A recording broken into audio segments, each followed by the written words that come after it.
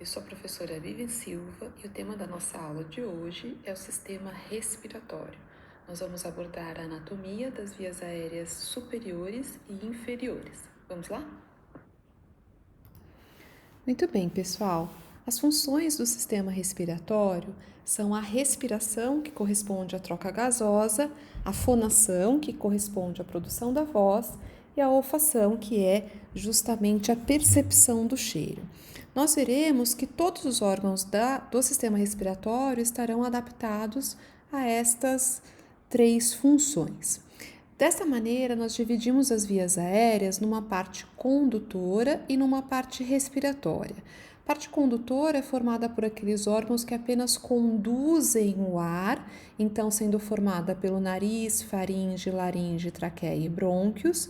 Então, estes órgãos conduzem o ar, formando então a parte condutora, para a parte respiratória, que é formada exclusivamente então pelos pulmões, o único órgão que será capaz de fazer a troca gasosa. Começaremos então falando a respeito do nariz e da cavidade que está dentro do nariz, que é a nossa cavidade nasal. Cavidade nasal é uma cavidade bastante complexa, então vamos estudá-la por partes. Na parede lateral da cavidade nasal, tanto do lado direito quanto esquerdo, nós encontraremos não uma parede lisa, mas a presença de 3 elevações nessa parede, que são chamadas de conchas nasais. Muito antigamente, quando vocês ainda não eram nem nascidos ainda, essas conchas nasais eram chamadas de cornetos, tá? Mas o nome correto, mais compatível com a nomenclatura anatômica de 2000, é o termo conchas nasais. A que fica mais em cima é a concha nasal superior, a do meio é a concha nasal média, marcada aí com a letra M, e a de baixo é a concha nasal inferior. Então, são 3 conchas nasais. Vejam que a concha nasal superior é a menor delas e elas vão aumentando de tamanho na direção do assoalho da cavidade nasal. Entre as conchas nasais ficam vãos por onde o ar vai passar. Esses 3 vãos recebem o nome de meatos nasais. O termo meato quer dizer passagem, né? Realmente é a região por onde o ar passará. O meato nasal superior é esse que nós vemos aqui, marcado com a letra S, fica entre a concha nasal superior e a concha média. O meato nasal médio é esse que nós vemos aqui, fica entre a concha nasal média e a concha nasal inferior, e o meato nasal inferior, esse que vemos aqui, fica entre a concha nasal inferior e o assoalho da cavidade nasal. Qual a importância da presença das conchas nasais dos meatos? É que à medida que o ar passa por essa parede lateral, a presença dessas elevações arredondadas no formato de conchas promove o turbilhonamento do ar, fazendo com que o ar ele toque, né? Ele encoste, ele entre em contato com uma área maior de superfície de mucosa nasal, facilitando assim então a sua umidificação, aquecimento e a filtração do ar. Vejam que se nós dissecamos a mucosa que reveste essa parede lateral da cavidade nasal, na região mais superior, nós vemos aqui terminações nervosas do nervo olfatório. Veja que essas terminações nervosas, elas estão presentes exclusivamente na região de concha nasal superior, parte do meato nasal superior, um pequeno trechinho da concha nasal média, fazendo então com que a área olfatória corresponda à área do teto, a área mais superior da cavidade nasal. Quando o ar entra pela narina, a maior parte dele vai passar aqui na altura da concha nasal inferior, concha nasal média, para entrar na faringe, né? Então, a área que capta o olfato, ela vai ficar bem mais lá superiormente na cavidade nasal, né? Esse que você vê aqui é um corte frontal da cabeça. Então, aqui a gente vê a cavidade orbital com o olho, o nervo óptico ali presente. Na verdade, aqui estou vendo gordura. E vemos aqui ao centro, com esse formato triangular, a cavidade nasal. Você consegue perceber aqui a presença das conchas nasais arredondadinhas? Olha lá, essa que está mais embaixo é a concha nasal inferior, a concha nasal média e mais superiormente a concha nasal superior. Esse vão que fica aqui, então, correspondem aos meatos nasais. O meato nasal superior, o meato nasal médio e o meato nasal inferior aqui, olha, bem grandão. Perceba que a cavidade nasal, ela é separada ao meio por essa parede, uma parede divisória que separa em lado direito e lado esquerdo, que corresponde ao septo nasal. O septo nasal, então, ele forma a parede medial ou mediana da cavidade nasal, né? Essas duas grandes cavidades que vocês veem aqui ao redor da cavidade nasal correspondem ao seio maxilar. Vamos falar um pouco mais à frente a respeito dela. Veja aqui nesse corte sagital do crânio, a presença do septo nasal. Podemos perceber que ele é composto por 3 partes, uma roxinha, 2 azul, 3 verde, aqui ó, pintada nessa foto do livro do Néter. Vejam que a referência da imagem está logo aqui abaixo. E percebam que então esse septo nasal é formado por essa parte mais anterior, pintada de azul, que corresponde à parte cartilagínea do septo. É uma cartilagem, ela tem mais flexibilidade do que o resto do septo, que é a cartilagem do septo. As outras duas estruturas compõem a parte óssea do septo nasal. Esse osso que está aqui pintado de roxo, que forma o septo, é a lâmina perpendicular do osso etimoide, e logo aqui abaixo, pintado de verde, nós vemos o osso vômer. Então, são as 3 estruturas que formam o septo nasal. Normalmente, o septo ele deveria ficar assim, olha, bem retilíneo no plano mediano. Eventualmente, alguns indivíduos podem ter como uma variação anatômica ou um desvio de septo, às vezes até como uma anomalia, fazendo com que esse desvio de septo tenha que ser corrigido de maneira cirúrgica, tá bom?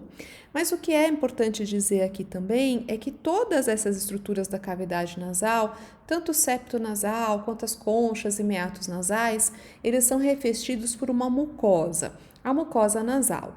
A mucosa nasal ela é formada pelo epitélio respiratório, pseudoestratificado, colunar, ciliado, e por uma camada de tecido conjuntivo. Essas duas camadas juntas, né, a camada epitelial mais a camada da lâmina própria de tecido conjuntivo, as duas juntas formam a mucosa nasal.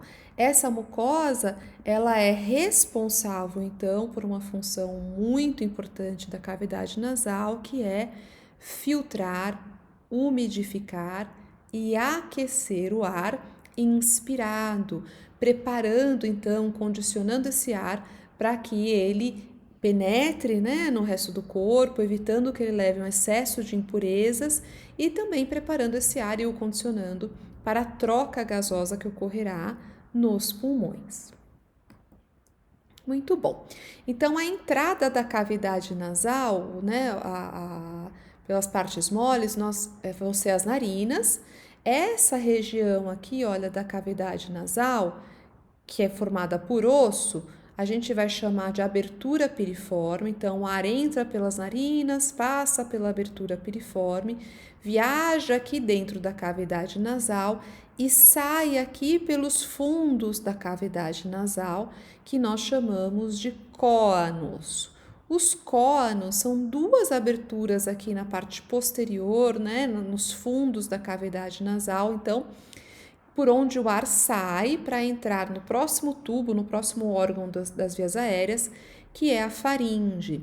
Se nós olhamos nessa vista aqui, ó, pelo palato, olha lá os dentes superiores, a gente vê bem aqui os cóanos. Alguns autores também chamam os cóanos de coanas. Então, nós vemos aqui o septo nasal, olha lá as conchas nasais, não é? O septo nasal, essa abertura ovalada, uma direita, uma esquerda, então são os cônos, a abertura posterior da cavidade nasal, por onde o ar sairá da cavidade nasal. Muito bom. Aberturas ovaladas, então. Muito bem. Ao redor da nossa cavidade nasal, nós encontramos 4 ossos pneumáticos, aqueles ossos que contêm cavidades revestidas por mucosa com ar. São então esses 4 ossos pneumáticos, com as suas cavidades, eles formarão ao redor da cavidade nasal o que nós chamaremos então de seios paranasais. São essas cavidades contendo ar e revestidas pela mucosa nasal.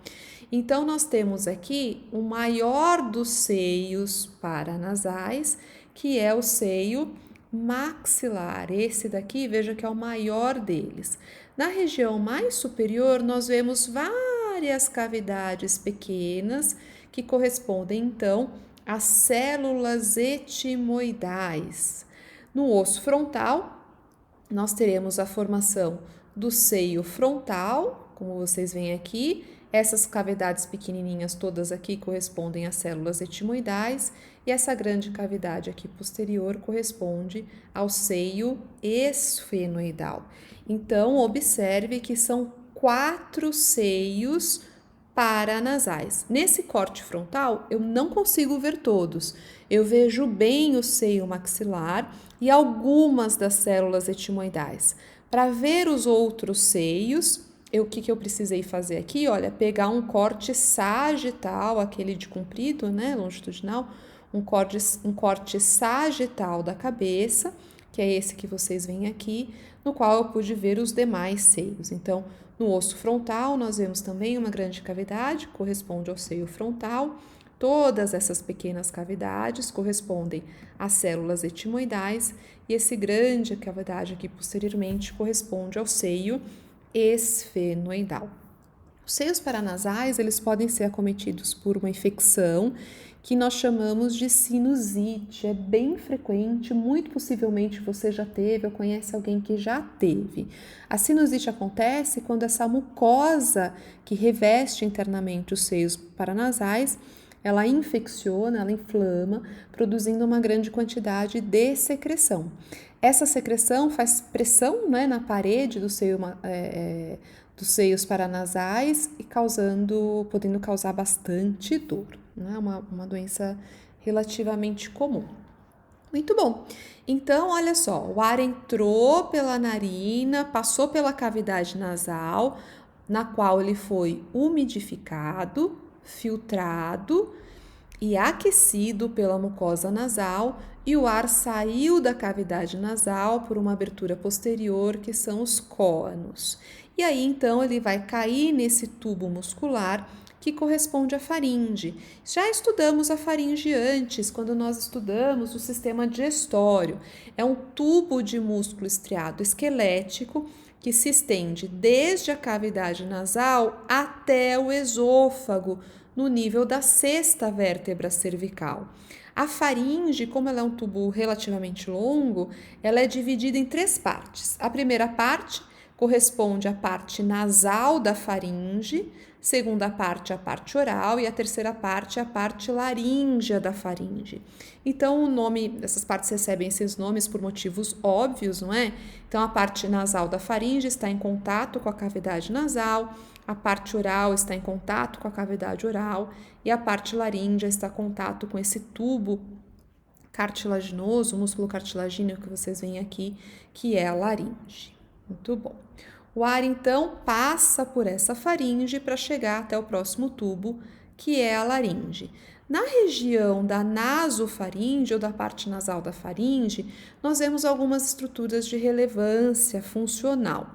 A primeira delas é a tonsila faríngea, esse tecido linfóide que vocês veem aqui com função de defesa para o organismo, né?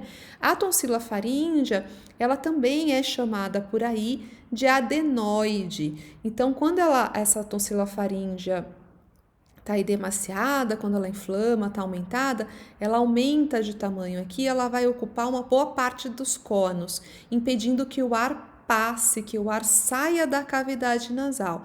E acaba que o indivíduo fica respirando por uma única narina, né, quando o caso a adenoide é unilateral.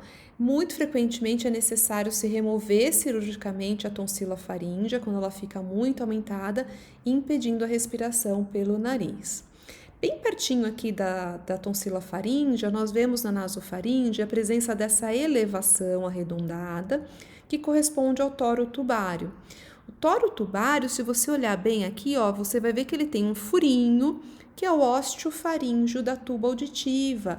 A tuba auditiva, pessoal, ela é como o nome diz, né? Ela é um tubinho que conduz, que comunica a parte nasal da faringe com a cavidade da orelha média. Então, ela permite que o ar entre, né, que o ar inspirado, ele entre por aqui, por esse ósseo faríngeo da tuba auditiva e leve ar para dentro da sua orelha média. Sabe quando a gente vai para a praia ou quando a gente anda de avião e a gente sente o ouvido tapado e a gente engole e aí melhora, né, essa sensação de ouvido tapado? Quando a gente faz isso, a gente deglute, nós distendemos a parede da faringe, permitindo que haja entrada de ar pela tuba auditiva, fazendo com que a pressão dentro da orelha média se equalize com a pressão do ar do ambiente. A tuba auditiva ela é bastante importante, principalmente no recém-nascido, porque muitas vezes as mamães vão dar de mamada, não pelo aleitamento natural, mas de mamadeira, e pode acontecer da gente ter refluxo de leite para essa região da tuba auditiva, provocando a otite média, né? A otite média, lógico, também é causada por outros fatores, esse é um deles. Muito bom, então depois que o ar passou pela faringe, ele vai entrar nesse tubinho aqui que fica no nosso pescoço, que recebe o nome de laringe. Então, olha só, pessoal, que interessante. O ar passou pela cavidade nasal, caiu na faringe e da faringe ele vai entrar aqui nesse tubo que é a laringe. Acompanhe novamente. Cavidade nasal, nasofaringe, orofaringe, laringofaringe, laringe. Então, a laringe é esse tubinho aqui, músculo cartilaginoso, que fica aqui, ó, bem na frente, bem anteriormente no nosso pescoço, tá? Dá para perceber isso super bem aqui, e ainda melhor nessa imagem. Aqui nós vemos muito bem a presença da laringe, então, tubo feito de músculos e cartilagens. Muito bom. As cartilagens da laringe, elas são várias com diferentes formatos. Então, nessa vista anterior da laringe, nós conseguimos ver um pedaço, uma parte pequena da epiglote ou cartilagem epiglótica, uma cartilagem ímpar em número de 1. A segunda cartilagem, essa grande cartilagem, parece um livro aberto, né? Tem esse formato de um livro aberto, que é a cartilagem tireoide ou cartilagem tireoidea. Não confunda a cartilagem tireoide da laringe, lá onde fica o seu gogó, a proeminência tireoide, com a glândula tireoidea. Então, são duas estruturas com o mesmo nome. A cartilagem tireoidea forma esqueleto, a armação da laringe, e a glândula tireoidea, que produz os hormônios T3, T4. Então, são duas estruturas com o mesmo nome. Cartilagem epiglótica, tireoide. A terceira cartilagem que nós veremos é a cartilagem cricóidea, que podemos ver aqui anteriormente e também posteriormente. E a segunda, e a quarta cartilagem que nós veremos são as cartilagens aritenoides, que são duas pequenas cartilagens com formato piramidal que se apoiam na parte posterior da cartilagem cricóide. Por que é importante que a laringe tenha todas essas cartilagens? Para que elas formem esse esqueleto, um esqueleto flexível para ficar no nosso pescoço e a gente poder mexer bastante o pescoço, mas de tal maneira que esse esqueleto permita que a laringe fique sempre aberta para que o ar possa entrar e sair. E é dentro dessa laringe, pelo lado de dentro da cartilagem tireoide, que nós vamos encontrar duas preguinhas de mucosa, que são as pregas vocais. Então, olha só, aqui nós vemos a epiglote, tireoide, cricoide e as duas aritenoides. Essa é a laringe com as suas cartilagens e com alguns músculos. Nós vamos fazer um corte sagital aqui, olha só, de comprido nessa laringe. Vamos abri-la para olhar o que tem dentro, tá bom? Então, imagine que você cortou aqui no meio e abriu puxando na direção dessas setinhas, né? O lado direito para direito, o lado esquerdo para esquerda, para poder olhar o que tem dentro. E é essa visão que nós vamos ter. Vamos ver que dentro da laringe aparecem pregas de mucosa. A prega de cima, mais superior, nós chamaremos de prega vestibular, e a prega de baixo, mais inferior, é a prega vocal. Lembra que vestibular é aquela prova que você fez para entrar na faculdade? Tudo bem. Então, essa prega vestibular está na entrada da laringe. E a segunda prega de baixo, mais inferior, é a prega vocal. Muitos gostam de chamar a prega vocal de corda vocal. É um nome errado, pessoal. Se você olhar bem, não tem nada a ver com corda, né? O nome correto, o nome anatômico, é prega vocal. E essa daqui é a laringe de um vivente. Imagine que você colocou uma câmera pelo nariz da pessoa e veio filmando. Essa daqui é a entrada da laringe. Esse é um exame que se chama de laringoscopia. Então, nós vemos aqui em cima uma cartilagem, que é a epiglote, e as duas aritenoides com as corniculadas cuneiformes aqui nessa região mais posterior. Essa preguinha que você vê aqui avermelhada é a prega vestibular. E essa branquinha que você vê aqui, olha só, é a prega vocal. Este espaço entre as duas pregas vocais que você vê aqui, este espaço aqui entre as duas pregas vocais corresponde à glote. Você já deve ter ouvido falar, né? Ah, professora, eu já ouvi falar de edema de glote. Edema de glote é quando essas têm uma reação alérgica, né, o mais frequente, e essas pregas vocais edemaciam, ficam inchadas e acabam fechando a glote. A glote, pessoal, então, é o espaço entre as pregas vocais direita e esquerda que permite a entrada e a saída do ar durante a respiração. Se você tiver um edema de glote, essas pregas vocais vão ficar fechadas, encostadas uma na outra, e o ar não poderá nem entrar nem sair, a pessoa fica asfixiada, né? Olha que interessante que a gente pode, através da musculatura da laringe, movimentar as pregas vocais de acordo com a nossa vontade. Olha só aqui, ó, na fonação, durante a produção da voz, as duas pregas vocais se aproximaram, elas fizeram uma adução. Elas encostaram uma na outra, elas se fecharam. Quando a gente faz esse movimento através dos músculos da laringe e fazemos essa adução das pregas vocais, ao exalar, ao expirar o ar passa com força na região das pregas vocais e aí ele produz a vibração das pregas vocais, produzindo a nossa voz. Então, com as pregas vocais abduzidas, abertas, nós respiramos, o ar entra e sai. Com as pregas vocais aduzidas, né, fechadas, nós fazemos a voz, produzimos a voz, a fonação, tá bom? E aqui é uma terceira situação, que é uma situação em que a gente deixa um vãozinho entre as pregas vocais. E a gente usa esse vãozinho aqui quando a gente quer sussurrar. Percebe que quando eu tô sussurrando, eu tenho a sensação nítida de que tá vazando ar pelas pregas vocais. É isso mesmo, pessoal. Quando a gente sussurra, a gente não encosta, não faz uma adução completa das pregas vocais uma com a outra aqui, e a gente deixa sair, escapar uma grande quantidade de ar. Então a voz não sai tão clara, né? Então fica essa voz com sussurro, tá bem? Muito bom. Depois de passar pela laringe, o ar vai entrar na traqueia. E eu vou falar sobre a traqueia na próxima parte da aula. Até já!